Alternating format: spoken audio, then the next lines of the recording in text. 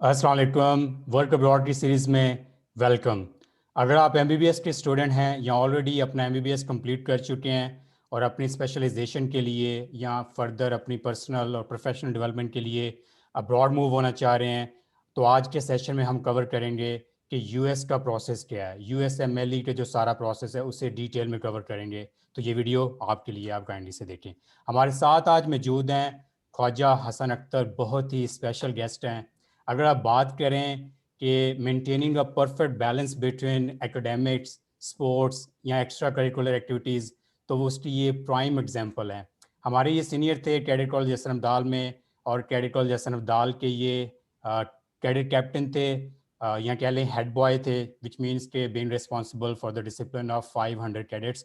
इसके अलावा हॉकी के ये कैप्टन थे और डिबेटिंग सोसाइटी के प्रेसिडेंट थे। ऑल पाकिस्तान ये मल्टीपल डिबेटिंग डेक्लेमेशन जीत चुके हैं, और अपनी यूनिवर्सिटी में भी ये डिबेटिंग सोसाइटी के प्रेसिडेंट थे। और सबसे बढ़ के ये है कि मैट्रिक में भी इनकी बोर्ड में पोजीशन थी, और एफएससी में इनकी ना सिर्फ प्री मेडिकल ग्रुप में रावलपिंडी बोर्ड में, बल्कि अक्रॉस पंजाब इनका टॉप था तमाम ग्रुप्स में। तो हसन भाई, thank you very much for your time. तो काइंडली आप अपना इंट्रोडक्शन करवा दें, तो फिर ये है कि हम प्रोसेस को कवर करने की कोशिश करेंगे। अस्सलाम वालेकुम एवरीवन। थैंक यू बिलाल ये सेशन अरेंज करने के लिए और मुझे मौका देने के लिए कि मैं अपनी कम्युनिटी से दोबारा कनेक्ट कर सकूं। मुझे याद है बिलाल मेरे से 1 साल जूनियर था हसन अब्दाल में, and he was one of the juniors who were really respectful, और जिन्होंने कॉलेज में भी आगे रिस्पेक्ट को कमांड किया है। बिलाल ने जैसे बताया कि मैं हसन अब्दाल से हूँ, मैंने एफएससी वहाँ से की थी। 2007 में मैं 8th में आया था, और 2012 में मैंने वहाँ से प्री मेड किया, और फिर मैं किंग एडवर्ड आ गया 2012 से 18 तक। 2018 में वहाँ से एमबीबीएस किया था मैंने। एमबीबीएस करने के बाद मैंने डिसाइड किया कि मुझे यूएसएमएलई को परस्यू करना चाहिए, तो उसके लिए मैं 2018 में फिर यूएस आया, एग्जाम्स दिए, इंटरव्यू सीजन दिया, और 2019 के जुलाई से मैं रेजिडेंसी कर रहा हूँ इधर। अभी मैं सेकंड ईयर में हूँ, सेकंड ईयर ऑलमोस्ट खत्म होने वाला है। University of Oklahoma health sciences centre में इंटरनल मेडिसिन में मैं रेजिडेंसी कर रहा हूँ। सही सही, बहुत शुक्रिया हसन भाई।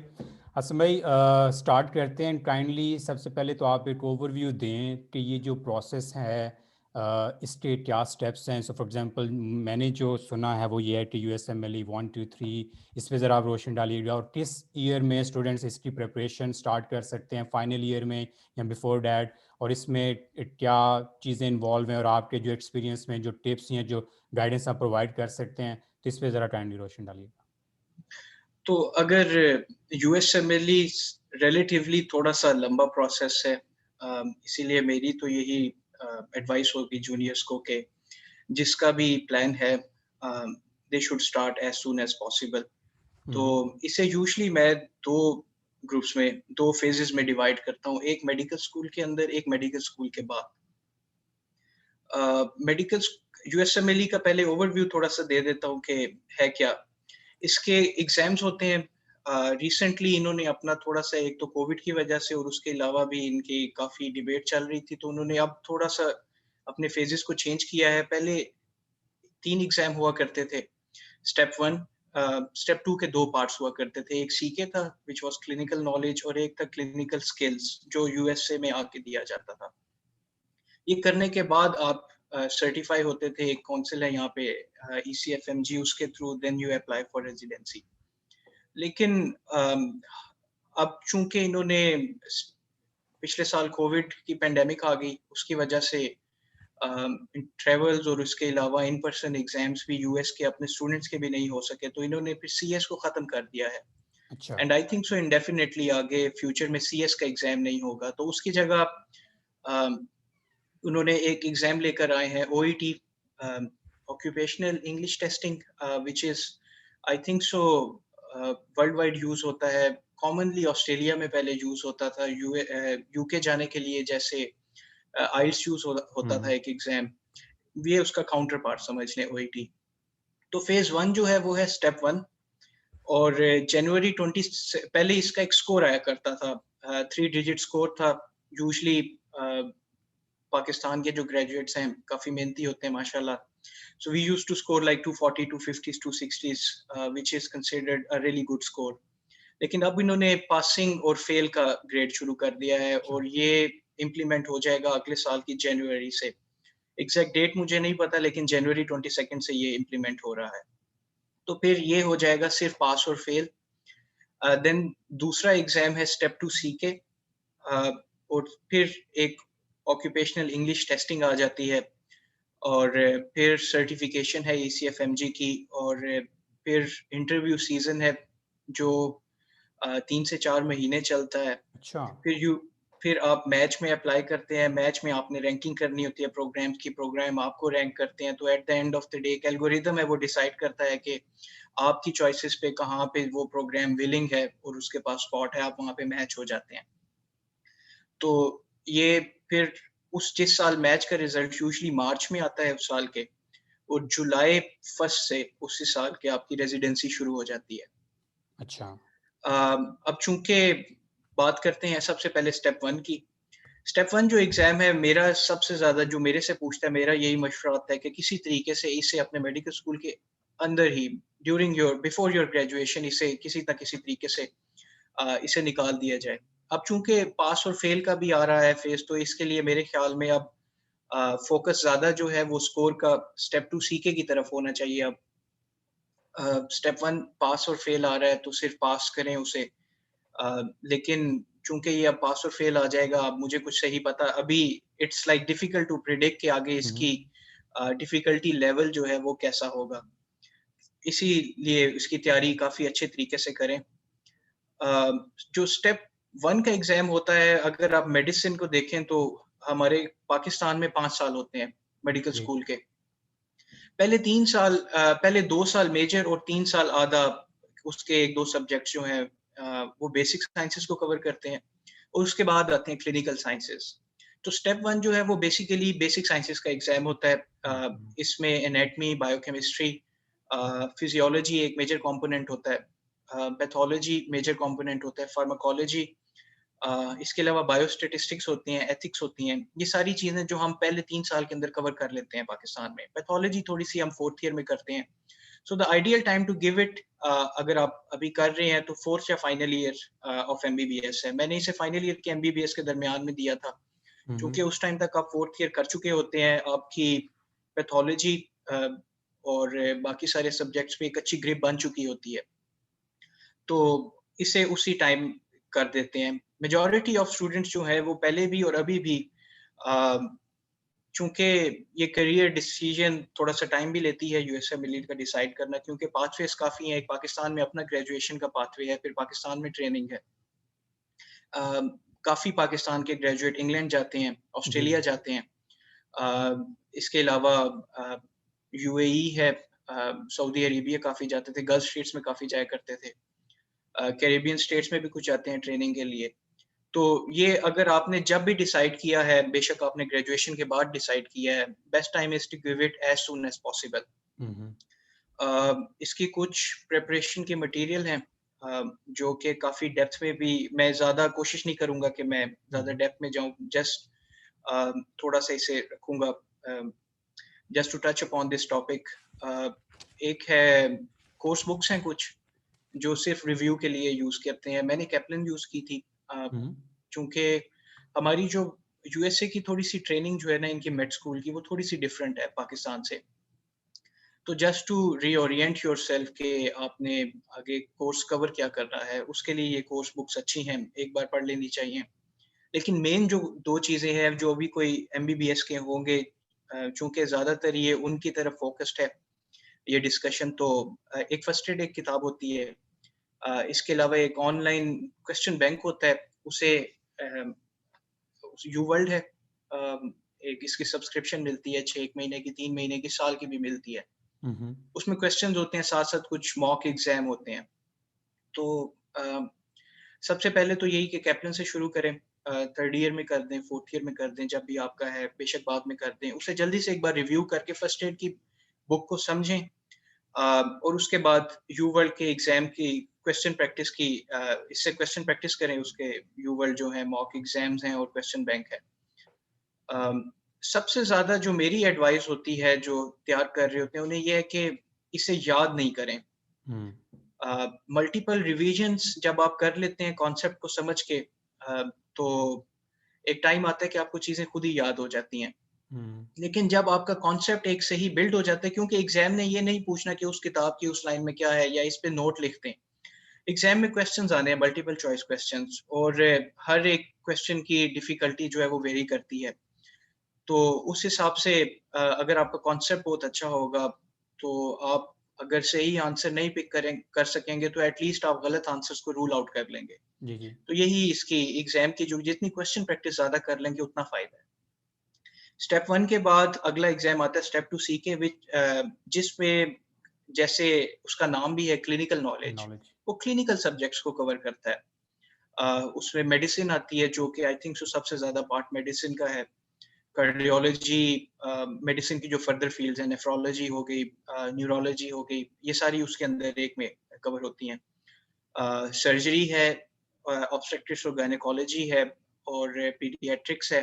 बायोस्टैट्स भी इसमें काफ़ी मेजर पार्ट होता है, और इसके अलावा साइकियाट्री एक काफ़ी मेजर कंपोनेंट इस एग्ज़ाम का होता है, वो स्टेप 1 में भी कवर होता है। तो इसकी भी कुछ कोर्स बुक्स आती हैं, लेकिन इसके लिए सबसे ज़्यादा मैं जो रिकमेंड करता हूँ, वो यही करता हूँ कि आप अपना जब फाइनल ईयर का, क्योंकि हम ये सारे सब्जेक्ट फाइनल ईयर में कवर करते हैं, हुँ, हुँ। वो बहुत अच्छी तैयारी करें। क्योंकि जो आप पेशेंट के ऊपर वार्ड में जो लर्निंग होती है, वो कहीं और लर्निंग हो नहीं सकती, और पाकिस्तान में माशाल्लाह ट्रेनिंग बहुत अच्छी है। हमारे अच्छा है। अ, पेशेंट लोड बहुत ज़्यादा है, और पैथोलॉजी जो पेशेंट की है, वो बहुत ज़्यादा है। मल्टीपल बीमारियों के मरीज़ आते हैं हमारे अस्पतालों में। तो जो जो आप करके सीखते हैं, वो कभी आप भूल नहीं सकते। हुँ, हुँ। तो आप फाइनल ईयर की बहुत अच्छी तैयारी करें। अपनी जो कोर्स बुक्स हैं, वो बहुत एक्सटेंसिव है और बहुत अच्छी हैं। वो सारी अच्छे तरीके से पढ़ें, अ, और उसके बाद सीधा क्वेश्चन बैंक की प्रैक्टिस पे आ जाएँ। क्योंकि अगर आपने अपनी कोर्स की बुक्स अच्छी की होंगी, तो क्वेश्चन बैंक में आपका बेसलाइन नॉलेज बहुत अच्छा होगा। तो इस एग्ज़ाम का भी स्कोर ऐसे ही होता है, यूजुअली 240, 250, 260s। पासिंग स्कोर इसका 209 है या 211 है, इसी के अराउंड है।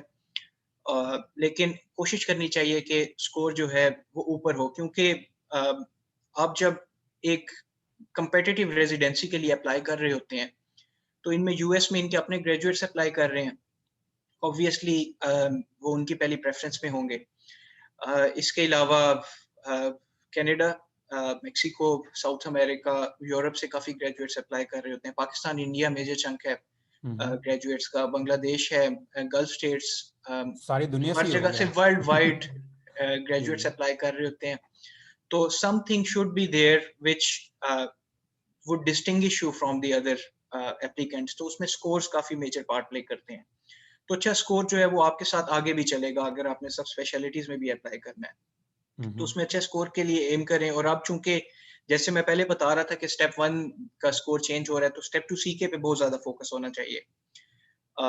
यूजुअली ये टाइम लेते हैं, स्टेप 1 5 से 6 महीने लेता है तैयारी के लिए, स्टेप 2 सीके भी इतने ही लेता है, 5 से 6 महीने। अ, आई नो पीपल जिन्होंने 3 महीने में, 2 महीने में भी दिए हैं, hmm, but hmm. To be safe and to to be safe. Be hmm. Sure कि आपका अच्छा स्कोर आए, आप 5 से 6 तो महीने अभी लें। स्टेप 2 तक आप ये रिकमेंड कर रहे हैं कि जैसे आपने कहा कि जो स्टेप 1 है वो फर्स्ट 2 और 3 इयर्स का जो सिलेबस है उसे कवर करता है, और जो स्टेप 2 है जो सीटेट के नाम से लेट से वो लास्ट ईयर में मेनली आप कवर करते हो। हाँ, तो आप बिफोर ग्रेजुएटिंग आपकी रिकमेंडेशन ये है कि आप अपना एटलीस्ट स्टेप 1 कर लें, और जैसे बिल्कुल, लास्ट ईयर फिर ख़त्म होता है उसकी प्रिपरेशन आप साथ में चला सकते हैं, और उसके फ़ौरन बाद आप ये ले सकते हैं। बिल्कुल। बिल्कुल, ऐसे ही है, कोशिश यही करनी चाहिए, लेकिन मैंने देखा है कि अ, अगर आप ग्रेजुएशन के बाद भी इसकी कोशिश करें, और अ, मेडिसिन तो वही रहनी है, जी, जी। तो बेशक ग्रेजुएशन के बाद दे दें। लेकिन चूँकि ये देखना है कि आपने जल्द से जल्द अप्लाई करना है, तो सितंबर एक डेडलाइन होती है हर साल की, जब आप एप्लीकेशंस देते हैं। तो ये सारा स्टेप 1 सीके, सारा ये सर्टिफ़िकेशन, ये कम से कम 12 से 14 महीने का टाइम है। अच्छा। तो तैयारी उस टाइम शुरू कर दें कि आपके पास ये 12 से 14 महीने हों। हुँ। क्योंकि आपने जब ये स्टेप 2 सीके दे दिया है, एक एक और मेजर कंपोनेंट ये भी होता है कि लेटर ऑफ रिकमेंडेशंस होते हैं और यूनाइटेड स्टेट्स क्लिनिकल एक्सपीरियंस होता है। वो आप कैसे लेते हैं? सबसे पहले मैं बात करूँगा क्लिनिकल एक्सपीरियंस की, कि आपने यहाँ पे आके यूएसए में हॉस्पिटल्स के अंदर आप इनकी फैकल्टी के साथ रोटेट करते हैं। वो भी 2-3 फॉर्म्स में आता है। Just a second before moving to the USA, इससे पहले आप बता रहे थे कि जब आपकी ये दोनों क्लियर हो चुकी हैं, जो अगला स्टेप है वो एप्लीकेशन प्रोसेस है मैचिंग वाला। नहीं, uh, अच्छा उससे अच्छा, ये पहले उससे पहले क्लिनिकल है। एक्सपीरियंस। अच्छा अच्छा। आप अप्लाई कर सकते हैं, चूँकि आपने 2 एग्ज़ाम दे दिए। मैं बेसिक रिक्वायरमेंट्स पहले टच बेस करता अच्छा हूँ अच्छा। उसपे। 2 एग्ज़ाम्स दे दिए, इसके बाद आता है आपका इंग्लिश लैंग्वेज का टेस्ट। अ, वो ओईटी दें, यूजुअली 1 महीना लगता है। हमारे सारे मेडिकल स्कूल जो हैं, उनकी जो बुक्स हैं या जो अ, मीडियम ऑफ टीचिंग है, वो इंग्लिश है। जी जी। तो ये इतनी एक प्रैक्टिस तो होती है कि हम जी जी। इंग्लिश लैंग्वेज का टेस्ट वो पास कर लेते हैं, और वो थोड़ा रिलेटेड भी वो हमारे मेडिसिन की ऑक्यूपेशन से ही होता है। तो इसके भी 4 कंपोनेंट्स होते हैं जहाँ तक मुझे पता है। मैंने दिया नहीं है, लेकिन अब मैं पिछले दिनों देख रहा था। स्पीकिंग है, राइटिंग है, इसके अलावा रीडिंग है और लिसनिंग है, लिसनिंग आई है। Think so. तो ये चारों कंपोनेंट पास करने होते हैं। ये दे के अब ये तीनों एग्ज़ाम करके आपकी बेसिक रिक्वायरमेंट पूरी हो गई है। आप ईसीएफएमजी को अप्लाई कर सकते हैं फॉर सर्टिफिकेशन। ईसीएफएमजी आपको ये सारी रिक्वायरमेंट्स पूरी करने के बाद मेडिकल स्कूल से कुछ वेरिफिकेशंस होती हैं, ट्रांसक्रिप्ट्स होते हैं, सब कुछ ऑफिशियल काम। तो आपको वो ये एक सर्टिफिकेट मिल जाता है कि आप एलिजिबल हैं यूएस में रेजिडेंसी के लिए अप्लाई करने के लिए। लेकिन जब आप अप्लाई कर लें, सर्टिफिकेट हो जाए, सितंबर में अप्लाई करने से पहले हर जो रेजिडेंसी प्रोग्राम है, आपने उसको इंडिविजुअली, एक इनका सिस्टम होता है इरेस का, इलेक्ट्रॉनिक रेजिडेंसी एप्लीकेशन सिस्टम। उसमें आपने उसके थ्रू प्रोग्राम्स को अप्लाई करना होता है, और प्रोग्राम्स की रिक्वायरमेंट्स में होता है कि लेटर ऑफ रिकमेंडेशंस होने चाहिए, जी जी। और हर प्रोग्राम एटलीस्ट 3 महीने का यूनाइटेड स्टेट्स क्लिनिकल एक्सपीरियंस भी रिक्वायर करता है। कुछ प्रोग्राम्स नहीं करते, लेकिन मेजॉरिटी, आई थिंक सो 90% जो हैं, वो कहते हैं कि ये भी रिक्वायरमेंट होनी चाहिए कि जो हमारा आगे रेजिडेंसी प्रोग्राम में आ रहा है, एटलीस्ट वो इतना उससे उससे एक्सपोज़र होना चाहिए यूएस के सिस्टम से। यूएस के सिस्टम का। तो वो 3 महीने कम से कम यहाँ पे रोटेशंस होती हैं, और कोविड की वजह से पिछले साल नहीं हो सकी थी। काफ़ी बंदों ने ऑनलाइन करके अप्लाई किया है और माशाल्लाह मैच भी हुए हैं। लेकिन ये रोटेशंस का टाइम ज़हन में रखना है, 3-1 महीने का, जो यूएस में आके करनी है। तो इसमें आप करते ही हैं कि अगर आप मेडिकल स्कूल के अंदर हैं, तो आप एक चीज़ होती है इलेक्टिव, उसके लिए अप्लाई कर सकते हैं। यूएस के प्रोग्राम्स हॉस्पिटल हैं, यूजुअली यूनिवर्सिटी प्रोग्राम्स में आप अप्लाई करते हैं। वो ट्रांसक्रिप्ट माँगते हैं, उनकी कुछ रिक्वायरमेंट्स होती हैं, कुछ टोफल का एग्ज़ाम माँगते हैं, कुछ ओईटी माँगते हैं, कि जस्ट टू नो कि आपकी इंग्लिश की जो बेसिक कॉम्पिटेंसी है वो ठीक है। तो आप फिर इधर अगर आपके इलेक्टिव के लिए आप सिलेक्ट हो जाते हैं, फिर वीज़ा का प्रोसेस भी होता है। यूएस वीज़ा लगवा के यू कम हियर, यूएस में आके किसी फैकल्टी के साथ, वो आपको किसी मेडिसिन या किसी सब स्पेशलिटी की टीम जिसमें आप इंटरेस्टेड हैं, सर्जरी में इंटरेस्टेड हैं, ऑर्थोपेडिक्स में इंटरेस्टेड हैं, उसमें आप रोटेट करते हैं 1 महीना। उसमें आप उनके जो रेज़िडेंट्स और फैकल्टी के साथ हैं, उसके साथ इलेक्टिव में आपको इजाज़त होती है कि आप उनके जो पेशेंट्स हैं, उन्हें हैंड्स ऑन एक्सपीरियंस गेन कर सकते हैं। अब हैंड्स ऑन की डेफिनेशन ये है कि आप जाके पेशेंट से बात कर सकते हैं, पेशेंट से हिस्ट्री ले सकते हैं, पेशेंट की मैनेजमेंट भी कर सकते हैं आप अंडर सुपरविजन, और ये सारा काम आपका मेडिकल स्कूल के अंदर हो जाता है। लेकिन इसके बाद अगर आप ग्रेजुएट कर गए, फिर आपके पास 2 रह जाती हैं। एक होती है ऑब्जर्वरशिप और एक होती है एक्सटर्नशिप। एक्सटर्नशिप बड़ी लिमिटेड होती है। ये यूजुअली इतने आराम से मिलती नहीं है, और मेजॉरिटी जो प्रोग्राम्स हैं, वो वो ये ऑफ़र ही नहीं करते। डिफरेंस क्या है दोनों में, ऑब्जर्वरशिप या एक्सटर्नशिप में? एक्सटर्नशिप और ऑब्जर्वरशिप में फ़र्क ये है, externship is like hands on experience after graduation. Observership में you are a silent observer. हाँ You हाँ। can take part in management of the patient, you can go and round on them, but resident या faculty के साथ आप अकेले जाके patient से इंटरेक्शन नहीं कर सकते। पेशेंट की मैनेजमेंट में आप जो है एक्टिवली उतना पार्ट नहीं लेते। but you can discuss about them, you can be a part of team rounds. लेकिन जो जैसे जिस तरीके से एक रेजिडेंट काम कर रहा होता है, आप उस तरीके से नहीं कर सकते. You are just there to learn the system. और I think so clinical experience में सबसे अच्छी चीज इलेक्टिव है. अगर नहीं मिलती तो ऑब्जर्वर, मैंने सिर्फ ऑब्जर्वरशिप्स की थी. ऑब्जर्वरशिप्स में आप अच्छा काम करें, उनके साथ आप अपनी इंटरेस्ट शो करें. आपको eight the end of the rotation आप उनसे, जो फैकल्टी जिसके साथ आप काम कर रहे होते हैं, आप उनसे रिक्वेस्ट कर सकते हैं लेटर ऑफ रिकमेंडेशन की. अच्छा. उसका भी एक ऑफिशियल प्रोसेस होता है. आप इरेस के थ्रू ही जब आप अपनी एप्लीकेशन अप्लाई करते हैं तो ऑफिशियली उनके थ्रू एक रिक्वेस्ट जाती है उस फैकल्टी को, आप उनकी ईमेल देते हैं. फैकल्टी का एक वेव्ड एलओआर होता है. वेव मींस कि मैं नहीं देख सकता कि फैकल्टी ने मेरे बारे में लिखा क्या है. अच्छा. फैकल्टी डायरेक्ट इरेस को वो अपलोड करती है और वो आप सिलेक्ट करके प्रोग्राम्स को भेज सकते हैं. आप नहीं देख सकते कि आपके बारे में लिखा क्या है. लेकिन if you are working really well, आप अपनी इंटरेस्ट शो कर रहे हैं, ऑब्वियसली एक मेडिकल स्टूडेंट से कोई ये तो एक्सपेक्ट करेगा नहीं कि he can go and independently एक पेशेंट मैनेज कर ले, या कोई यहाँ पे मिरेकल करके दिखा दे. आप इंटरेस्टेड हैं, आप अपना टाइम से आ रहे हैं, आप अपनी इंटरेस्ट शो कर रहे हैं, पेशेंट्स के बारे में आपको पता है, आप पढ़ रहे हैं, तो they are happy with you और आपके बारे में वो अच्छा लेटर लिखते हैं. सही सही. Just to verify one thing, जो पहले आप लेटर ऑफ रिकमेंडेशन की बात कर रहे थे, वो यही लेटर ऑफ रिकमेंडेशन है जो आपको इन रोटेशंस के बाद मिलता है? बिल्कुल. अच्छा, मेरे लिए थोड़ा सा कंफ्यूजिंग हो रहा था क्योंकि जब हम लोग हाँ. इंजीनियरिंग प्रोग्राम्स में अप्लाई करते हैं या बिजनेस में, तो आपको एप्लीकेशन के टाइम पे चाहिए होता है मेनली. हाँ. तो आई वाज लाइक यार, ये क्या हो रहा नहीं, है? आप रोटेशन अच्छा. आपको चाहिए एप्लीकेशन के टाइम पे ही, लेकिन आप जी. जब रोटेशन कर रहे हैं आप उनसे रिक्वेस्ट कर सकते हैं. एप्लीकेशन के टाइम पे यूजुअली जून जुलाई में ये एप्लीकेशन का पोर्टल ओपन होता है, सितंबर में आप अप्लाई करते हैं, तो आप उस टाइम पे उन्हें रिक्वेस्ट कर सकते हैं कि आपका लेटर अपलोड कर दें. जी जी. लेकिन ये तो ये लेकिन है कि जब एक दफ़ा आप ऑलरेडी यूएस जा चुके हैं, हाँ, आपने अपनी 3 माह की रोटेशंस पूरी कर ली हैं, उसके बाद ये सारा प्रोसेस होगा. बिल्कुल. सही सही. बिल्कुल. तो तो आई वुड से कि ये भी एक इंटीग्रल पार्ट है. हमारे इतनी अवेयरनेस नहीं है. हम इस अगर मेरी कोई एडवाइस भी होगी, अगर अ, जो अप्लाई कर रहे हैं या जो आगे अप्लाई करना चाहते हैं, तो इस चीज़ पे भी बड़ा ध्यान दें. इसलिए आपकी जितने से जल्दी आपकी एग्ज़ाम से आप फ़ारिग हो जाएँगे, आप इस पे फ़ोकस कर सकेंगे.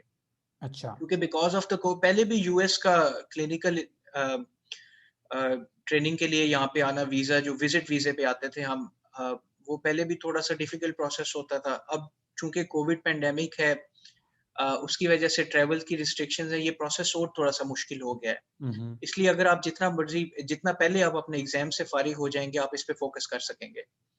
पहले हम होता था कि हम क्लिनिकल स्किल्स एग्ज़ाम देना होता था, उसकी वो सिर्फ़ यूएसए में ही होता था और यूएसए में भी सिर्फ़ 5 सेंटर थे. तो उनकी तरफ से हम कहते थे कि हमने ये एग्ज़ाम देने जाना है और उसकी बेसिस पे हमारा वीज़ा जो है यूएस का वो लग जाता था. अब चूँकि वो ख़त्म हो गया, तो आपने कोई ना कोई बेसिस बनानी है to come to USA to give an exam. And obviously अगर आप यूएसएमएलई एग्ज़ाम देने के लिए आ रहे हैं या क्लिनिकल रोटेशंस के लिए आ रहे हैं, एंड यू कैन प्रूव कि आपके पास एक वैलिड रीज़न है to come to USA for the exam, and you will go back after this rotation और आफ्टर दिस एग्ज़ाम, तो वो वीज़ा आराम से लग जाता है. तो सही इस सही. चीज़ को भी अपने ज़हन में रखें. इसलिए जितना जल्दी एग्ज़ाम्स हो जाएँगे, उतना जल्दी आप इस पे फ़ोकस कर सकेंगे. कुछ जो मेरे साथ थे, जो मेरे दोस्त या मेरे सीनियर्स, वो पहले इलेक्टिव्स कर लेते थे मेडिकल स्कूल अच्छा. के अंदर. 4th ईयर फाइनल ईयर के अंदर यूएस से आए, 1 रोटेशन की, वापस चले गए, या 2 रोटेशंस की. तो वो भी एक पाथवे है. जैसे आपके लिए कन्वीनिएंट हो, ये प्रोसेस में ये सारी चीज़ें हैं. और यूएसए के एग्ज़ाम्स या एप्लीकेशन में सबसे अच्छी जो मुझे बात ये लगती थी कि there is no set order. आप step two C K step 1 से पहले दे सकते हैं. अच्छा. आप इंग्लिश का एग्ज़ाम जो है या अपनी रोटेशंस हैं, ये बाकी एग्ज़ाम से पहले दे सकते हैं. तो जैसे आपकी टाइमलाइन को सूट करे, आपने ये पहले ही कम से कम ये 2-1 साल पहले ये डिसाइड कर लेनी है कि आपकी टाइमलाइन क्या होगी. जो मोस्ट कॉमन टाइमलाइन यूज़ होती है और जो मैंने भी यूज़ की थी, वो थी स्टेप 1, उसके बाद स्टेप 2 सीके, फिर step 2 CS, US clinical experience, then application. तो हमारे टाइम पे ये ऑक्यूपेशनल इंग्लिश टेस्ट एग्जाम नहीं होता था, क्लिनिकल स्किल्स का एग्जाम होता था। उसके 3 कंपोनेंट होते थे, उसमें एक कंपोनेंट इंग्लिश कॉम्पिटेंसी का भी होता था। तो वो उसी में ही जज हो जाता था, तो उसकी वजह से हमें ये एग्जाम देना नहीं पड़ता था। लेकिन अब वो चूंकि खत्म हो चुका है, तो ये ओईटी का जो एग्जाम है, इसका भी 1 महीना से इनमें रखना है। सही सही। आपने ये सब कर लिया है, आपने रोटेशंस कर ली हैं। चूंकि बिलाल पूरी दुनिया से रेजिडेंट्स और इनके अपने भी अपने जो यूएस के ग्रेजुएट्स हैं, दे ऑलवेज प्रेफर, ऑब्वियसली अगर आप पेपर पे एक अच्छी सीवी लेकर आ रहे हैं, I have seen they would prefer you over the graduates as well. यहाँ पे मैंने देखा है, लेकिन चूंकि कंपटीशन ज्यादा है, तो आपकी सीवी में एक मैं ऐसे एक्सप्लेन करता हूँ कि एक जो बेसिक रिक्वायरमेंट्स हैं वो होनी चाहिए, but there should always be a cherry on on top of the जी जी। केक। समथिंग जो कुछ ना कुछ आपको इम्तियाज दे बाकी एप्लीकेंट से। उसमें अच्छे स्कोर्स हैं, उसमें यूएस के लेटर्स हैं, उसमें रिसर्च है, and I would touch upon research later on, क्योंकि ये चीज़ मैंने यूएस से आके महसूस की है कि ये पाकिस्तान के ग्रेजुएट्स में और हम लोगों में ये उस टाइम पे इतनी मिसिंग खास होता है। अवेयरनेस नहीं थी। लेकिन यूएस में रिसर्च की बहुत ज़्यादा वैल्यू है, तो उस पे अभी मैं थोड़े टाइम के बाद डिस्कस करूँगा। अब तक हमारे स्टेप 1 हो गया, स्टेप 2 सीके हो गया, तो सीखे हो गया। इंग्लिश का एग्जाम हो गया, हमारी 3 Yeah. रोटेशंस हो गई, हो हमारे गया। पास लेटर ऑफ रिकमेंडेशंस हो गए। अब आपकी सीवी पूरी है। जी। अब आपने अपने सीवी के ऊपर काम करना है। उसमें एक होती है अपने सीवी में चीज़ें फिल इन करनी है, ऑनलाइन ही सारा इरेस के थ्रू होता है। एक पर्सनल स्टेटमेंट लिखनी होती है, और पर्सनल स्टेटमेंट जो है उसमें आपने ये शो करना होता है। एंड इन यूएस से जब वो आपके एप्लीकेंट्स आते हैं, हर प्रोग्राम को कम से कम 5 से 6,000 ग्रेजुएट्स अप्लाई कर रहे हैं, और सीट्स इनके पास 30 होती हैं। बड़े प्रोग्राम्स के पास, मॉडरेट लेवल प्रोग्राम्स के पास 15 होती हैं, 20 होती हैं। अच्छा। तो कुछ ना कुछ तो डिफरेंस होना चाहिए। तो वो सबसे पहले फिल्टर करते हैं एप्लीकेशंस को। मेजर फिल्टर यही होता है कि वीजा रिक्वायरमेंट है कि नहीं, क्योंकि 2 टाइप के वीजास होते हैं। सबसे ज्यादा जो है वो J1 यूज होता है, जो कल्चरल एक्सचेंज प्रोग्राम कल्चरल। है। मैं भी उसी J1 पे ही हूँ, और मेजॉरिटी आई थिंक सो जो ग्रेजुएट्स हैं 90% वो J1 पे होते हैं। तो आपने सबसे पहला फिल्टर तो वो यही होता है, लेकिन उसके अलावा फिल्टर्स में होते हैं, स्कोर्स के फिल्टर्स होते हैं, ईयर ऑफ ग्रेजुएशन का फिल्टर होता है। अगर आपका ईयर ऑफ ग्रेजुएशन ज्यादा है, आप ग्रेजुएट हुए थी, आई वुड से कि 4-5 साल हो गए हैं, तो वो फिर थोड़ा सा एप्लीकेशन की तरफ नेगेटिव इम्पैक्ट पड़ना शुरू हो नहीं, जाता लेकिन है। अगर वो 4-5 साल आपने काम किया है, एक्सपीरियंस गेन किया है, तो दैट उसका।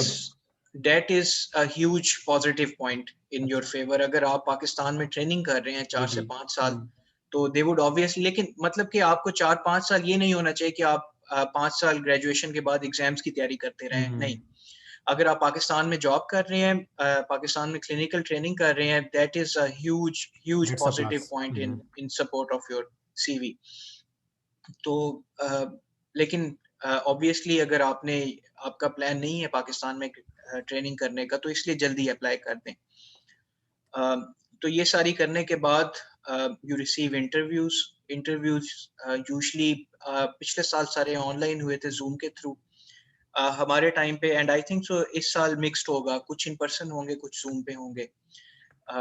We used to travel to दो स्टेट्स। तो यूएस में आते थे हम। यूजुअली इंटरव्यू सीजन अक्टूबर से लेके जनवरी के एंड तक होता था।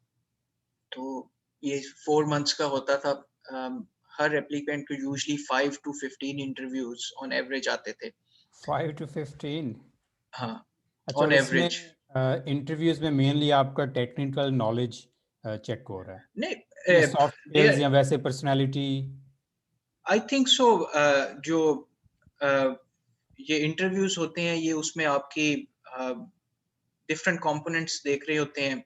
लेकिन सबसे ज्यादा जो मैंने देखा है कि वो देख रहे होते हैं कि does the program director see this person as working as a resident here next year, कि ये फिट हो रहे हैं कि नहीं। उसमें आपकी कम्युनिकेशन स्किल्स, इंटरपर्सनल स्किल्स जज हो रहे होते हैं। इंटरव्यूज का भी थोड़ा सा let me touch upon that. सुबह एक थोड़ा सा ओवरव्यू होता है, लेकिन इसके बाद 2 से 3 फैकल्टी जिसमें एक प्रोग्राम डायरेक्टर होता है, आप उसके साथ इंटरव्यू करते हैं इन पर्सन, तो यूजुअली 15 से 20 मिनट का इंटरव्यू होता है।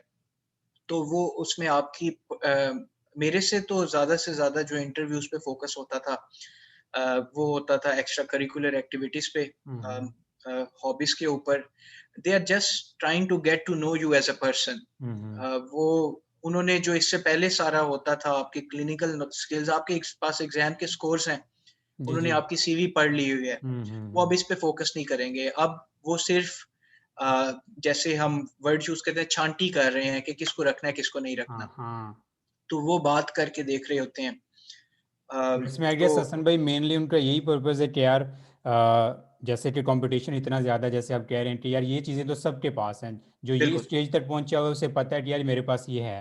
तो व्यूअर्स के लिए ये है कि आपकी सारी जो गुफ्तगू से अंदाज़ा हो रहा था वो ये है कि हाई स्कूल से लेके थ्रू आउट द यूनिवर्सिटी जिन चीज़ों पे आप साथ ध्यान दे सकते हैं वो है आपके सॉफ्ट स्किल्स। ठीक है, जैसे फॉर बिल्कुल, एग्जांपल कि यार आप प्लान कर सकते हो आपके ये सारा प्रोसेस जो कि साल 1.5 साल का प्रोसेस है, तो आप लॉन्ग टर्म प्लानिंग कर सकते हो कि यार ये कैसे करना है। उसके अलावा सीवी को अच्छे से प्रेजेंट करना, अपनी जो आपकी पर्सनल स्टेटमेंट है वो आप बार बार स्कूल्स में भी लिखते हो, हाई स्कूल की एप्लीकेशन में भी, यूनिवर्सिटी की एप्लीकेशन में भी, वो दोबारा आपकी इधर काम आती है। और उसके बाद आपकी प्रेजेंटेशन स्किल्स हो गई, और जो कम्युनिकेशन स्किल्स आप कह रहे हैं, तो व्यूअर्स के लिए ये है कि ये जो सारे स्किल्स, जैसे मैंने पहले इंट्रोडक्शन में कहा था हसन भाई के केस में कि बड़े अच्छे डिबेटर थे और एक्स्ट्रा करिकुलर एक्टिविटीज़ में थे, तो इवेंचुअली वो सारी चीज़ें आपके काम आई।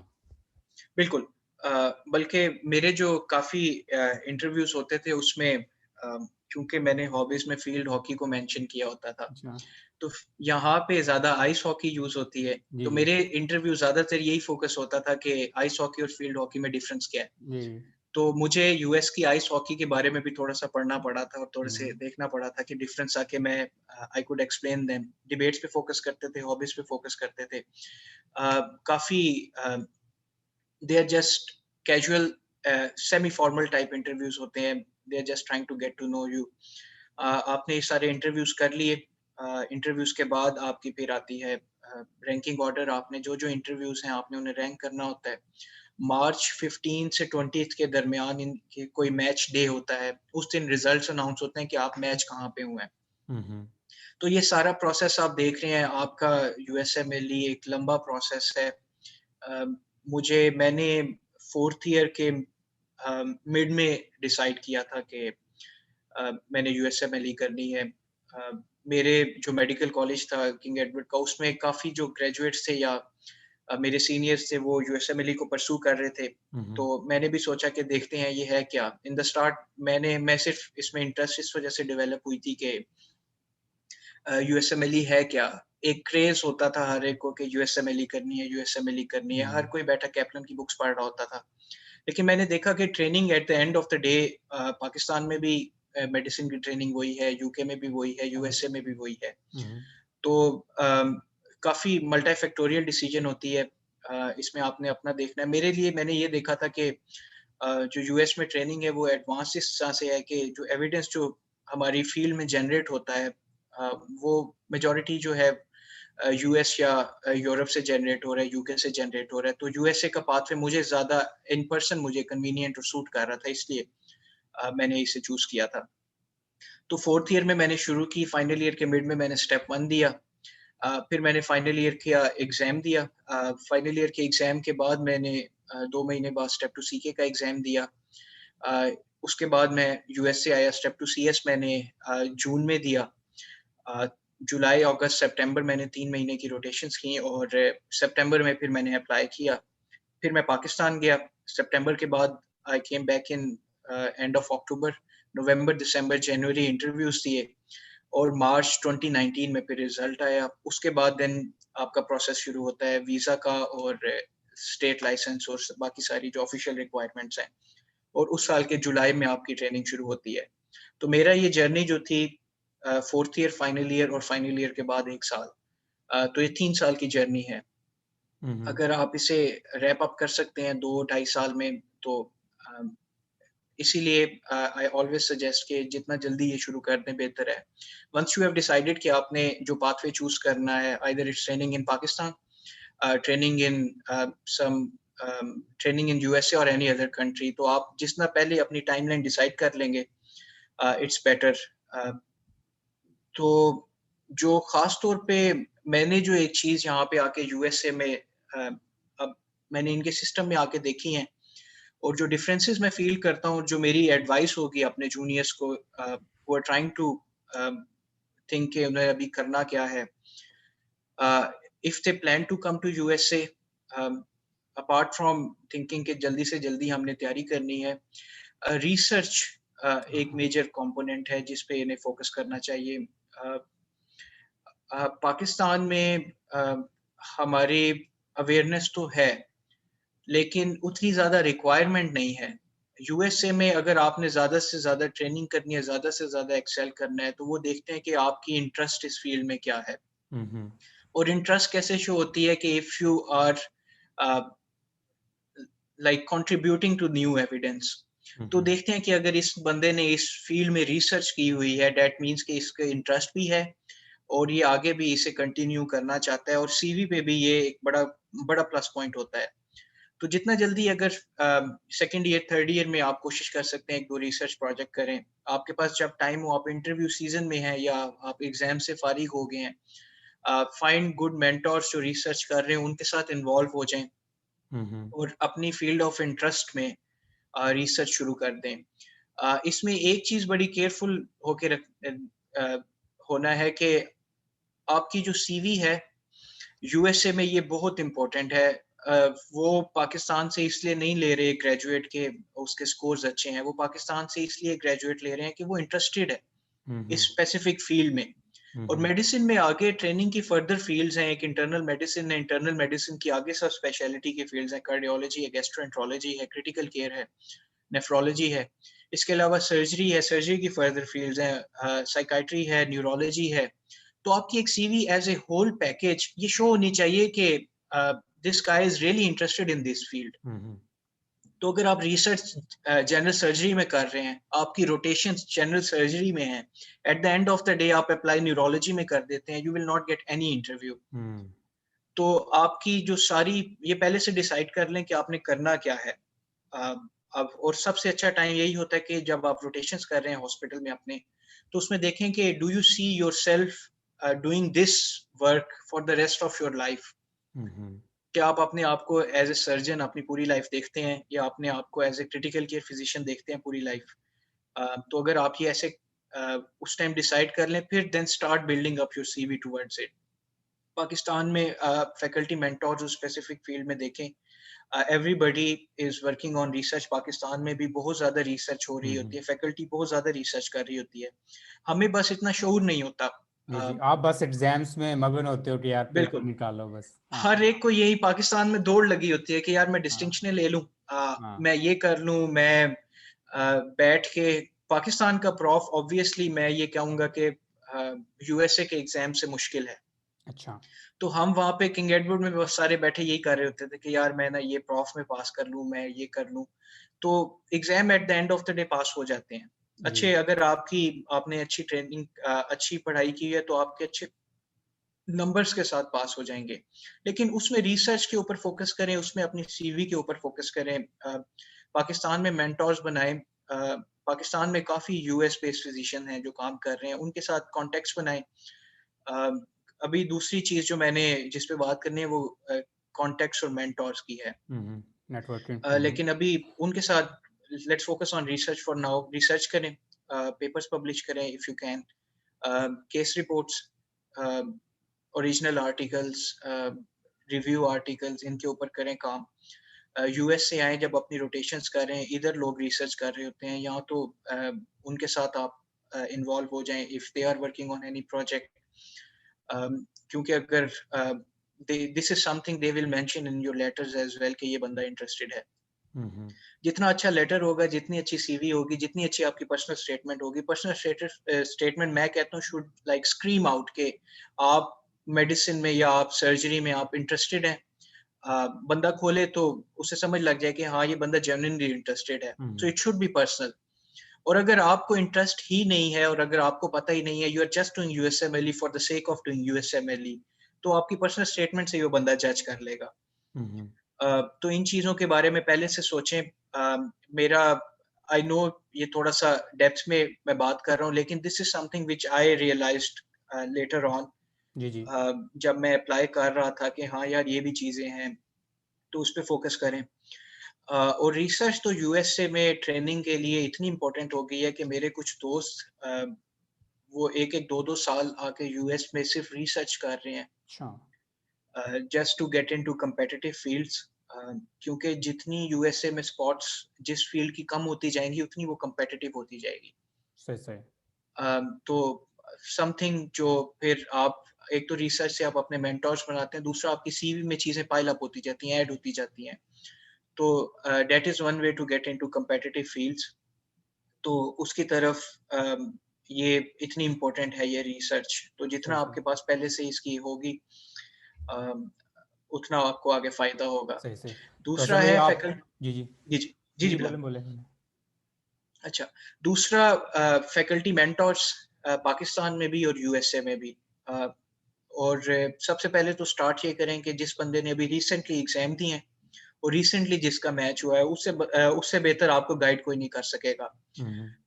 ऑनेस्टली लाइक पर्सनली स्पीकिंग, मेरे से ज़्यादा अगर यूएसए वाली जर्नी पे आपको ज़्यादा बेहतर जो गाइड कर सकेगा, वो बंदा है जो अभी मैच हुआ है। अच्छा। Because he knows the system hmm. Through and through, जो अभी क्योंकि ये सिस्टम हर साल चेंज होता चेंज रहता है। होते रहते हैं। तो आप उनके साथ हर मेडिकल स्कूल का कोई ना कोई ग्रेजुएट आ रहा होता है, मैच होता है। उनके साथ उनसे गाइडेंस लें, 1 से 2 बंदों से मैं कहता हूँ पूछना चाहिए। पर्सनल एक्सपीरियंस सबसे अच्छा जो होता है वो गाइड करता है आपको। उसके अलावा पाकिस्तान में मेंटोर्स जिनके साथ जैसे मैंने कहा था, आप उनके साथ इन कॉन्टैक्ट हों। फिर यूएसए में भी मेंटोर्स ढूँढें। यूजुअली प्रेफरेबली वो होते हैं कि जो आपके अपने कॉलेज के ग्रेजुएट हों, अम, आप उनके साथ इन कॉन्टैक्ट हो। मुझे भी 1-2 सीनियर्स जो हैं मेरे, हसन अब्दाल के भी और किंग एडवर्ड के भी, दे हेल्प्ड अ लॉट। अ, क्योंकि इंटरव्यूज़ में यूएसए में जो बैठे हैं, इन्होंने आपका इंटरव्यू जब देना है या इन्होंने आपको रेज़िडेंसी स्पॉट के लिए सिलेक्ट करना है, they don't have a very good way to educate you. उन्हें नहीं पता कि ये जो बंदा अप्लाई कर रहा है, ये कैसा है। तो हम्म। अगर कोई आपको रिकमेंड कर रहा है, जिसे वो बंदा पर्सनली जानता है, हम्म। तो दे गो बाय रिकमेंडेशंस अ लॉट। तो जितने अच्छे कॉन्टैक्ट्स आप बना सकते हैं, बनाएँ। अम, फिर अपनी फ़ील्ड ऑफ इंटरेस्ट पे पहले से ही तैयारी शुरू कर दें। तो मेरे ख़्याल में अगर आपने एग्ज़ाम्स अपने 4th फाइनल ईयर में देने हैं या ग्रेजुएशन के बाद देने हैं, आपकी सीवी जो है उस डायरेक्शन में पहले से ही बिल्ड अप हो जानी चाहिए। तो उसके लिए ये 2-4 चीज़ें जो मैंने मेरी टिप्स होंगी, इस पे फ़ोकस करें। सही सही सही।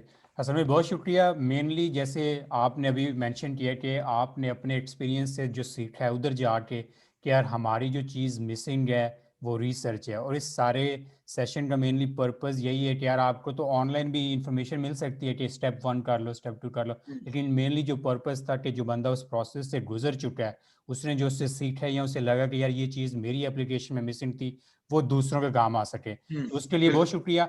अभी मैं ब्रीफली टच करना चाहूँगा कि जो सारा प्रोसेस है, जो साल, 1.5 साल, 2 साल तकरीबन चला जाता है, ठीक है? और इसमें फाइनेंसिस का अगर आप हल्का सा टच कर सकें कि कितना खर्चा आ जाता है, ताकि लोग प्लान कर सकें इसे। बिल्कुल। अम, अगर एग्ज़ाम्स को देखा जाए तो जो लाइसेंसिंग एग्ज़ाम्स होते हैं, या उसमें सबसे ज़्यादा एक्सपेंसिव जो है जर्नी, वो यूएसए में दी की होती अच्छा। है। तो ये पहले से सोच के आपने देखना है, क्योंकि अगर आप इंडिविजुअल एक्सपेंसेस को देखें, तो स्टेप 1 जो है, जब मैंने अप्लाई किया था, आई थिंक सो इसकी फीस जो थी वो may be somewhere close to $900 थी। एग्ज़ैक्ट हम्म। फिगर्स अभी भी इसी के अराउंड ही होंगे। हम्म। तो लेट्स कीप $1000 इन माइंड, और $1000 अ, पाकिस्तान के रफली वन डेढ़ सिक्सटी लाख से फोर 1,60,000 बनते हैं। स्टेप 2 सी के भी इसी के अराउंड ही होता है। तो अभी तक आपने 2 एग्ज़ाम दिए हैं और आपके कम से कम 3 सवा 3 लाख लग चुके हैं। Then comes occupational English testing, उसके भी एग्ज़ाम के रिक्वायरमेंट्स हैं। वो भी, उसकी भी फीस होती है $500 से $600, तो हम्म। वो भी लगती है। हमारे टाइम पे स्टेप 2 सीएस होता था, वो $1500 का होता था। अच्छा। तो उसके लिए उसके अलावा जब आपने यहाँ पे आना है अ, तो सबसे ज़्यादा एक्सपेंस जो जर्नी में होता है वो यूएस में स्टे का होता है। तो हम्म। आपने यहाँ रहना है, यहाँ पे ट्रैवल करना है, सब कुछ उस पे काफ़ी खर्चा आता है। तो अब चूँकि वो नहीं है तो अभी आपकी सर्टिफ़िकेशन जो है वो रफ़ली समव्हेयर मैं अगर एक रफ़ बॉलपार्क फ़िगर दूँ तो वो अ, 4 से साढ़े 4 लाख का ये है एक्सपेंस। हम्म। लेकिन ये डिवाइडेड है, ये आपने सारा इकट्ठे ही नहीं दे देना। हम्म। स्टेप 1 अगर आपने दिया अगले साल आप उसके 6 से 7 महीने बाद आप स्टेप 2 सीके की फ़ीस देंगे। उसके साथ ही ओईटी की फ़ीस देंगे। फिर सर्टिफ़िकेशन के कुछ हैं 250 समथिंग डॉलर्स हैं। तो ये तो आपकी रिक्वायरमेंट होगी सिर्फ़ to be eligible to apply. असल एक्सपेंस शुरू होता है यूएस रोटेशंस का। अच्छा।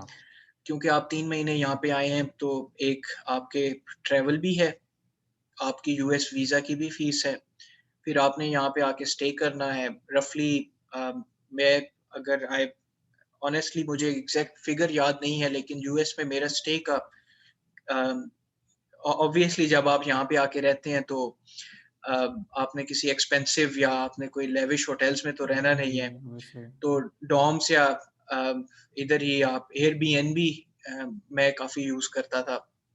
तो उसमें 1 मंथ का खाना और रहने का कम से कम $1000 जी जी। Something to keep in mind क्योंकि आपने ट्रैवल भी करना है उसमें। हम्म। तो अगर और 3 इसमें मैं महीने ये रह कहूँगा रहे हैं कि डिपेंड्स अ लॉट कि आप किस जगह पे रह रहे हो, ठीक है। बिल्कुल, तो लेकिन बिल्कुल, रफ आइडिया जैसे आपने कहा कि 1000 कर लो और मैक्सिमम 1500 तक भी जा बिल्कुल, सकता है। 1000 से बिल्कुल, 1500 तक आप अपने जेन में रख सकते हैं। और ये बिल्कुल, रोटेशंस आपकी 3 रोटेशंस हैं तो 3 माह तक तकरीबन। बिल्कुल, बिल्कुल। तो ये एक्सपेंस है। इसमें अब आपने एक ट्रैवल का रिटर्न टिकट भी पाकिस्तान का ऐड करना है। 1000 कर उस लें। उसके बाद अब ये सारा तो हो गया। फिर आप जब इंटरव्यू सीज़न में आते हैं, main expenses in the interview season application के काफ़ी पैसे लगते हैं। मेरे आई थिंक सो अम, क्योंकि आपने ज़्यादा से ज़्यादा कोशिश होती है, ज़्यादा से ज़्यादा प्रोग्राम्स में अप्लाई किया जाए। हम्म। तो अ, मैंने आई थिंक सो 70 प्रोग्राम्स में अप्लाई किया था। अच्छा। But I know usually on average 100-150 में अप्लाई किया जाता है। अच्छा। तो इसकी भी रफली 1400 टू 2500 यूएस डॉलर एक्सपेंस लग जाता है just to apply total. Total application का। तो अ, आप एप्लीकेशन में आपने अप्लाई कर दिया है, देन यू कम हियर आपने ट्रैवल करना है, आपने रहना है, आपने जगह जाके इंटरव्यूज देने हैं। फिर ऑन एवरेज पर 1 month 1000 to 1500 cause you will be travelling a lot for interviews. तो ये हम्म। $1500 की जो गेम है ये भी इसमें काफ़ी इन्वॉल्व होता है। इसमें अब आपके एक्सपेंसेस थोड़े ज़्यादा होने लग जाते हैं। हम्म। तो रफली eight the end of the day जब आप सब कुछ करके आप अपने मैच डे का इंतजार कर रहे होते हैं, I would say somewhere close to 15,000 US dollars आपका एक्सपेंस है। बट टोटल टोटल सारी टोटल जर्नी का। लेकिन मल्टीपल स्टेजेस में ये डिवाइडेड है। मेजर एक्सपेंस जो है वो यूएसए में रहने का और यूएसए में ट्रैवल का है। हम्म। एग्जाम्स और एप्लीकेशंस जो है वो रफली 5000 $6000 हैं। बाकी जितना आप रह रहे हैं वो ट्रैवल कर रहे हैं। Last year expenses were less cause nobody was traveling to USA. हाँ तो वो तो फायदा तो हो गया यार लोगों का। Zoom पे ऑनलाइन जी जी। But it's like a catch 22 ये भी देखना है कि इन पर्सन जो इंटरव्यू होता था Obviously, yeah. Obviously that has more advantage आपने जब अप्लाई करना है तो यहाँ पे फिर आपकी सीवी अगर अच्छी होगी और आपके इंटरपर्सनल स्किल्स अच्छे होंगे हाँ। कि आप हर कोई बैठ के बिलाल जूम पे कैमरा पे अपने घर के कंफर्टेबल एनवायरनमेंट में कोई ये भी स्किल्स होने चाहिए अच्छे जी। इंटरव्यू के अच्छी बात करने के और आपकी सीवी बहुत अच्छी होनी चाहिए क्योंकि जब अगर पिछले साल हमने ये देखा था कि रिलेटिवली इंटरव्यू कॉल्स कम आई थी हम्म। क्योंकि वो प्रेफर कर रहे थे कि अपने यूएस ग्रेजुएट्स को वो ज़्यादा से ज़्यादा रेज़िडेंसी स्पॉट्स दें क्योंकि एक अम, नोटिस किया होगा कि एक वर्ल्ड वाइड ही ना एक अनसर्टेनिटी की एनवायरनमेंट थी, कुछ समझ नहीं लग रही थी हर एक को। तो यूएस में भी पिछले साल इंटरव्यू कॉल्स कम हुई हैं लेकिन माशाल्लाह मैच जो है वो अच्छा ही रहा है। हम्म। तो जिसकी सीवी अच्छी है, जिसने मेहनत की है at the end of the day he gets the residency spot. सही तो सही। अगर इस साल भी ऑनलाइन ही ज़ूम ही होते हैं तो रिलेटिवली एक्सपेंस कम होगा, लेकिन ये सब कुछ इसमें याद रखना है। पर्सनली मुझे थोड़ा-सा फ़ायदा ये हो गया था कि हमारे इंस्टीट्यूशन की एक स्कॉलरशिप होती है, हम्म। किंग एडवर्ड की, एलुमनाई की। अ, वो लिमिटेड नंबर ऑफ एप्लीकेंट्स को मिलती है, वो भी काफ़ी कॉम्पिटिटिव हो जाती है, तो मुझे वो मिल गई थी। अच्छा, उसमें क्या अ, बेनिफिट्स हैं? उसमें मुझे they they sponsored my application and stuff for like maximum expense of $7,000। अच्छा, माशाल्लाह। तो हमारा इंस्टीट्यूट 5 से 7 देता है, हर मेडिकल इंस्टीट्यूट की एलुमनाई ये स्पॉन्सर करती है, so this is something to keep in mind too, hmm. कि अगर ये है। दूसरा, एक्सपेंस कम करने के, obviously nobody likes to keep on paying इतने ज़्यादा एक्सपेंसेस अफोर्ड करना। Friends, seniors from your institute who are obviously. doing residency in USA, hmm. Obviously वो प्रोग्राम्स में कर रहे होंगे जहाँ पे आपने रोटेशंस करनी है, तो उनके पास मैं एक दो सीनियर्स के पास भी जाके रहा था जो मेरे कॉलेज से असनबदाल से दोस्त थे। तो इसमें भी ये दो तीन चीजें ये भी काफी फायदा दे जाती हैं। तो हम्म। इसीलिए कॉन्टेक्ट्स, रिसर्च, जी। मेंटोर्स, ये 3 चीज़ें, ये मेरी टिप्स होंगी। ये मैंने इस सिस्टम में आके जब मैं अप्लाई कर रहा था, तो मैंने तब ये चीज़ें सीखी थी। अ, मुझे भी ऑब्वियसली अच्छा गाइड करने वाले लोग थे। जी। तो मैंने भी थोड़ा-सा रिसर्च पे अपने कॉलेज में ही फ़ोकस कर लिया था।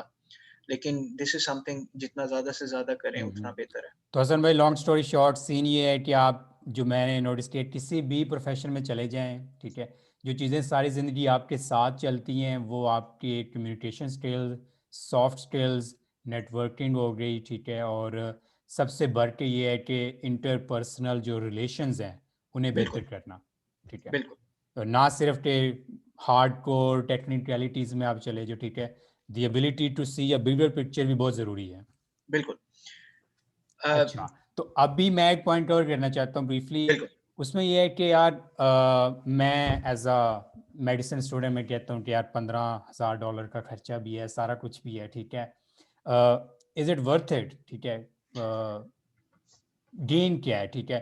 इवेंचुअली ये है कि जो आपने बड़ी डिटेल में कवर कर दिया कि यार रिसर्च बहुत अच्छी है, लेकिन ऑब्वियसली बेशुमार लोगों के लिए एक जो मोटिवेशन होता है वो मनी भी होती है कि यार इसमें बिल्कुल, पैसा कितना, ठीक है। तो एक ज़रा आप रफली सा ये कवर कर दें कि जर्नी जब ये आपका सारा एप्लीकेशन प्रोसेस हो चुका है, उसके बाद स्पेशलाइजेशन के नंबर ऑफ़ ईयर्स ज़रा बता दें कि उसमें 4 साल लगते हैं, 5 साल लगते हैं, ठीक है, कितना लंबा ये प्रोसेस है, और उसके बाद ऑन एवरेज आप एनुअली कितना अर्न करते हो? बिल्कुल। फिलहाल that's a very good question, और मैं इस पे बिल्कुल इस पे बात होनी चाहिए। और इस पे मैंने देखा है कि लोग इतना ज़्यादा इस पे फ़ोकस सोचते भी नहीं हैं। मैं जब अपने कॉलेज में था ना, तो एक क्रेज़ था, यूएसएमएल ही करनी है, यूएसएमएल ही करनी है। हमारे कॉलेज में बंदे बैठे होते थे साइड पे, बुक्स लेके, क्लास में कैप्लन की किताबें पढ़ी जा रही होती थी। क्लासेस और वार्ड्स हम छोड़ के कुछ लोग बैठ के इसकी तैयारी कर रहे होते थे कि यूएसएमएल ही करनी है, लेकिन जब उनसे बैठ के पूछा जाए तो पता नहीं होता था यूएसएमएल ही करनी क्यों है? करनी क्यों है? कि यूएसए में जाके यूएसए में ऐसा है क्या? वो हाँ, हाँ। पंजाबी में एक मुहावरा यूज़ है कि यूएसए च केड़ी गिद्दड़ सिंगी पई है, अच्छा, कि अच्छा। वो जाके उधर लेना क्या है? लेना क्या है? तो अ, मेरे ख़्याल में अगर मैं अपनी पर्सनली बताऊँ, तो अ, मेरी डिसीज़न में काफ़ी मेजर फैक्टर्स, सबसे बड़ा मेजर फैक्टर तो ये था कि मैं चाहता था कि यूएसए की ट्रेनिंग में क्या फ़र्क है पाकिस्तान से? पाकिस्तान की ट्रेनिंग बहुत अच्छी है। और पाकिस्तान में देयर इज़ वन मिसकंसेप्शन कि पाकिस्तान में पे इतनी नहीं है। डॉक्टर जो हैं वो उनकी हुँ, तनख्वाह कम है। ऑब्वियसली यूएसए में रिलेटिवली थोड़ी-सी ज़्यादा है, बट यूएसए में रहना भी एक्सपेंसिव है, हुँ, हुँ, ठीक है? पाकिस्तान में ट्रेनिंग अच्छी है। पाकिस्तान के हिसाब से उनकी पे भी अब तो माशाल्लाह और भी इंक्रीज़ हो गई है। आई कीप ऑन सेइंग कि रिलेटिवली इंक्रीज़ हो रही होती हैं। मेरे लिए ये था कि पर्सनली मैं कार्डियोथोरेसिक सर्जरी में बड़ा इंटरेस्टेड था। तो मैं cardiothoracic surgery. Surgery, heart surgery. Hmm, तो मैं 3rd ईयर में था, तो पाकिस्तान में जो एक इंस्टीट्यूट है आगा खान, वहाँ पे ना काफ़ी जो मेजॉरिटी जो फैकल्टी की है वो यूएसए या यूके ट्रेंड है या ऑस्ट्रेलिया ट्रेंड है, पाकिस्तान से भी ट्रेंड है।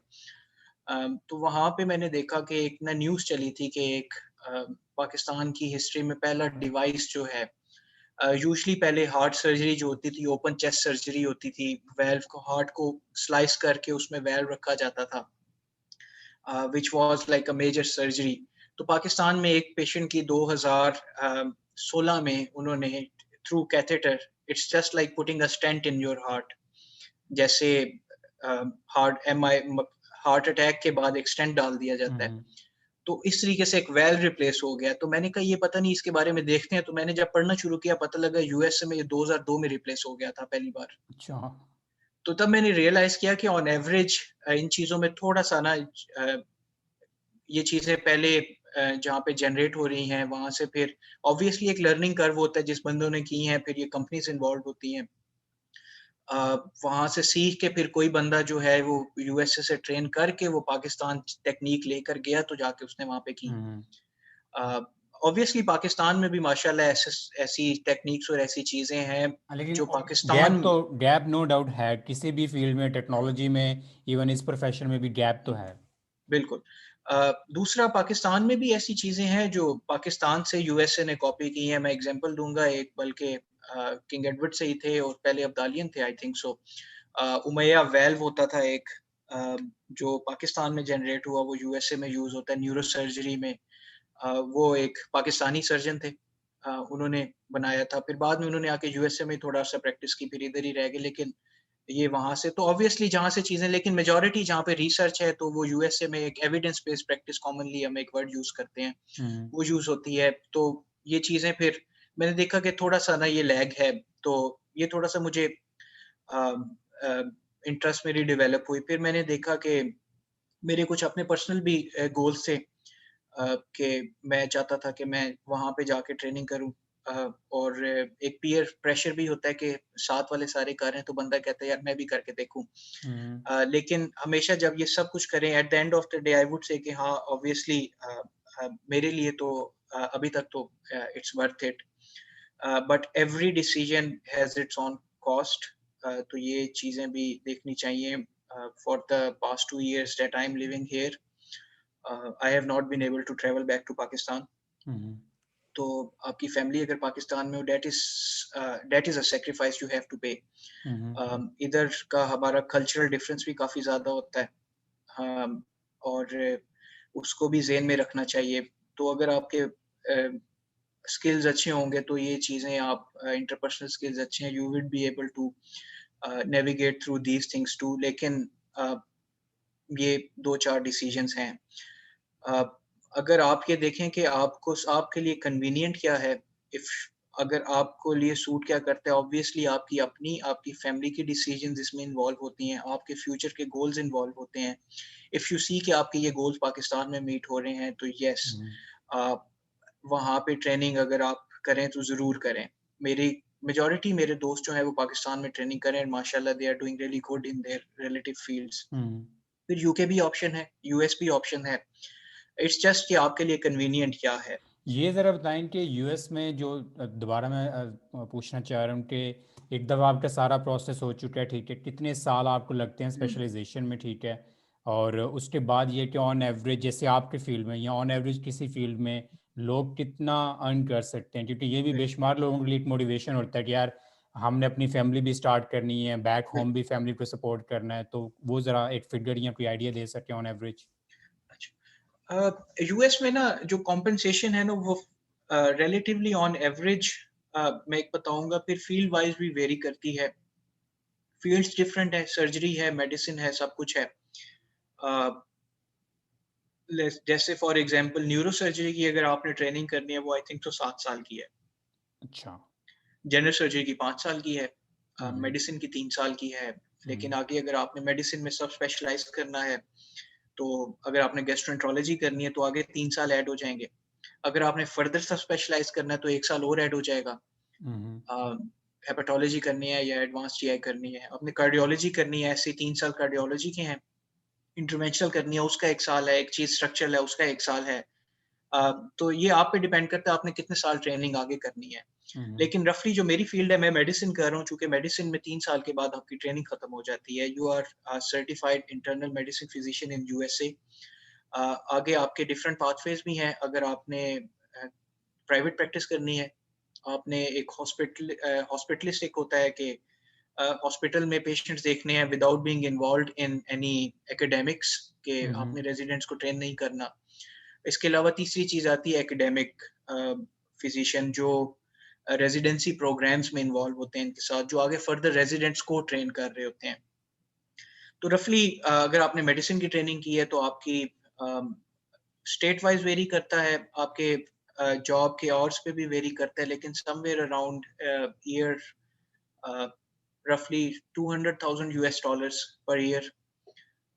आगे आपने अगर फर्दर सब स्पेशलाइज किया हुआ है तो 300, 400, 500, ये जितने साल फिर आगे आपकी डिपेंड करता है कि कितने पेशेंट्स भी आप देख रहे हैं और कितनी आपके वर्क आवर्स हैं, सब कुछ इसमें लेकिन मल्टीपल डिसीजंस आती हैं। मैं ये कहूँगा कि इट्स वर्थ इट। हाँ, अच्छा। लाइक जॉब के मतलब कि आपकी एक बार ट्रेनिंग खत्म हो जाए तो उसके बाद जो आपकी कॉम्पेंसेशन है, जो जो यूज या जो आपकी पे है, वो काफ़ी अच्छी है जी जी, तो व्यूअर्स के लिए यूएस ये है स्टैंडर्ड कि पे। जिन लोगों के लिए ऑब्वियसली बेशुमार लोगों के लिए ये भी कंसर्न होता है फाइनेंशियल एस्पेक्ट, तो ये है कि यूएस में हाईली पेड जो प्रोफेशन है वो आपका डॉक्टर्स हैं, और सेकंड आई गेस फिर लॉयर्स हैं, ये ऐसा मामला है, ठीक है। ये भी है। सबसे ज़्यादा पैसा तो वैसे आईटी वाले बनाते हैं यार। अ, ऑन एवरेज आजकल ऑन एवरेज जो सही हाँ, है, ठीक है। आई डोंट थिंक कि कोई भी आईटी वाला ऑन एवरेज आजकल यूएस में आफ्टर ग्रेजुएशन इवन मास्टर्स 200-300,000 ले रहा है। आई एम लाइक, मेरा इतना एक्सपीरियंस नहीं है, लेकिन ऑन एवरेज देखा जाए तो डॉक्टर्स आर हेवीली जी पेड जी, इन यूएसए, हेवीली क्योंकि paid, high skilled. Training tough है। जी ट्रेनिंग टफ है। उसके बाद आपकी, जब आप अपनी ट्रेनिंग के बाद निकलते हैं तो फिर जॉब भी टफ है। हम्म, तो you will be putting in a lot of effort. जितना एफर्ट पुट करेंगे उतना ज्यादा, जैसे कहते हैं ना, जितना गुड़ जितनी पाओ शक्कर जी। डालो खीर उतनी हाँ मीठी होगी, जितनी आप एफर्ट पुट करते रहेंगे। मगर आपने मतलब आपने फर्दर सब स्पेशलाइज किया हुआ है तो आपका जो बेसिक कॉन्ट्रैक्ट है वो as compared to a general internist वो ज्यादा होगा। सही सही।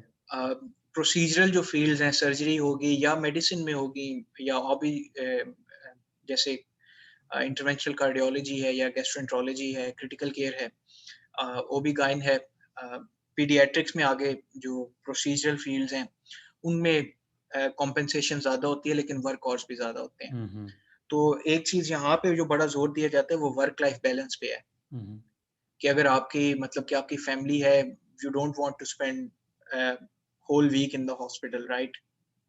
तो ये भी चीज़ें देखनी है। तो ये आगे ये डिसीजंस काफ़ी बाद की हैं, ये रेजिडेंसी ट्रेनिंग जी के जी जी, सही दौरान या सही बाद सही। में सोचना चाहिए। हम्म, लेकिन ऑब्वियसली कॉम्पेंसेशन ठीक है यूएस में सही। On average. तो